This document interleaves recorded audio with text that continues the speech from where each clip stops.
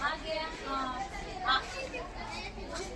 Ion, ಹಾಗೆ ತನುಜಾ, ಹಾಗೆ ಮುಸ್ಕಾನ್ ಇವರೆಲ್ಲರೂ ಕೂಡ ನಮ್ಮ ಜೊತೆ ಕೈ ಜೋಡಿಸಿದ್ದಾರೆ. ಅವ್ರಿಗೆಲ್ಲರಿಗೂ ತುಂಬ ಹೃದಯದ ಧನ್ಯವಾದಗಳನ್ನ ಅರ್ಪಿಸ್ತೀನಿ. ಇನ್ನೊಂದೇನಪ್ಪ ಅಂದ್ರೆ ನನ್ನ ಇನ್ಸ್ಟಾಗ್ರಾಮ್ ಪೇಜಲ್ಲಿ ಆನಂದ್ ಸರ್ ಅವರು ಇದನ್ನ ನನ್ನ ಬಣ್ಣವನ್ನು ಬಳಿಯುವಂತಹ ಒಂದು ಕೆಲಸವನ್ನ ಇನ್ಸ್ಟಾಗ್ರಾಮ್ ಅಲ್ಲಿ ನೋಡಿ ನನಗೆ ಒಂದು ಲೆಟರ್ ಅನ್ನ ಹಾಕಿದ್ರು. ನಮ್ಮ ಶಾಲೆ ಒಂದು ಶಿವಪುರ ಧ್ವಜ ಸತ್ಯಾಗ್ರಹ ಅಂತ ಒಂದು ಹೆಸರು ಮಾಡಿರ್ತಕ್ಕಂಥ ಒಂದು ಈ ಊರಿನ ಶಾಲೆ ಗೋಡೆಗಳು ತುಂಬಾ ಗಲೀಜಾಗಿದ್ದೀವಿ, ಈ ಶಾಲೆಗೆ ಒಂದು ಬಣ್ಣವನ್ನ ನಿಮ್ಮ ತಂಡದಿಂದ ಬೆಳ್ಕೊಡಿ ಅಂತ ನನಗೆ ಒಂದು ಇನ್ಸ್ಟಾಗ್ರಾಮ್ ಅಲ್ಲಿ ಒಂದು ಪತ್ರವನ್ನ ಕಳಿಸಿದ್ರು. ಆ ಪತ್ರಕ್ಕೆ ನಾನು ಸ್ಪಂದಿಸಿ ನಾನು ಈ ಶಾಲೆಗೆ ಬಂದು ಒಂದು ಬಣ್ಣವನ್ನು ಬಳಿಯುವಂತಹ ಕೆಲಸವನ್ನ ಮಾಡ್ತಿದ್ದೀನಿ.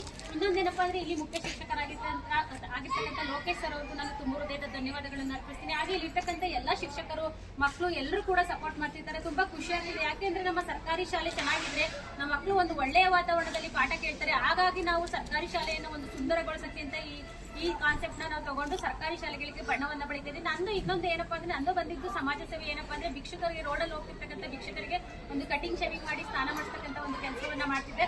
ಅದ್ರ ಜೊತೆಗೆ ನಮ್ಮ ತಂಡವನ್ನ ಕಟ್ಕೊಂಡು ನಾವು ಒಂದು ಬಣ್ಣವನ್ನ ಬೆಳೆಯೋದು, ಸರ್ಕಾರಿ ಶಾಲೆಗಳಿಗೆ ಒಂದು ಗಿಡಗಳನ್ನ ನೆಡೆಸೋದು, ಈ ತರ ಒಂದು ಕೆಲಸವನ್ನ ಮಾಡ್ಕೊಂಡು ಬರ್ತಾ ಇದೀವಿ.